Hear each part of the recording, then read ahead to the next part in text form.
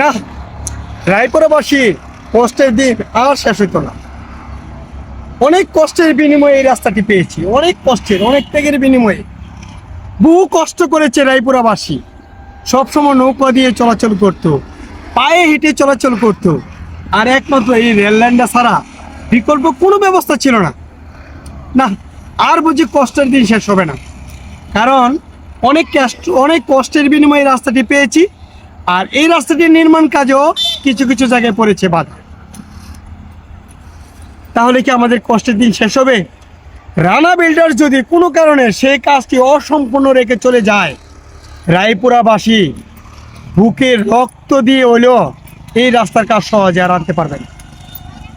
আমি আজকে কথাটা বলতেছি, সবাই ভিডিওটি আপনারা প্রোফাইলে শেয়ার করে রেখে দিতে পারেন। আমার কথা কাজে মিল কত বছর পর্যন্ত থাকে আপনারা খালি দেখবেন। কারণ অনেক ত্যাগ স্বীকার করেছে এই রায়পুরাবাসী এই রাস্তাটির জন্য। বহু মানুষের পা ধরেছে, বহু মানুষের কাছে আবদার রেখেছে, তারপরে আমরা এই রাস্তাটি পেয়েছি। আর সেই রাস্তাটি নির্মাণই কিন্তু করতে পারতেছে না। কিছু কিছু জায়গা আছে রেলওয়ের জায়গা, এইগুলো দোকানপাট দিয়ে বসে আছে।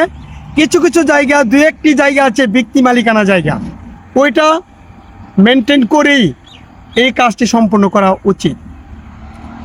কিন্তু যারা দোকানপাট অবৈধভাবে দিয়ে বসে আছেন এখনো পর্যন্ত, আপনারা কি একবার চিন্তা করতেছেন যে রায়পুরাবাসী কতটুকু কষ্ট করবে যদি এই রাস্তার কাজটি যদি সম্পূর্ণ না হয়? আপনার কি বিবেককে প্রশ্ন করেন? আপনার একজন, দুইজন, 10 জন মানুষের জন্য পুরো রায়পুরা উপজেলা 24টি ইউনিয়নে একটি পৌরসভার বাসী সকলে যে কষ্ট করবে তা মেনে নেওয়া যায় না। প্রিয় রায়পুরাবাসী, আপনাদের কাছে আমি জোরালো আবেদন জানাচ্ছি, যারা বিশেষ করে উপরে মহলের লোক যারা আছেন, আপনারা রানা বিল্ডার্সের পাশে দাঁড়ান। এই রাস্তার কাজটি যেন তারা সম্পূর্ণ করে তারপরে এখান থেকে যেতে পারে। ধন্যবাদ সবাইকে। আসসালামু আলাইকুম।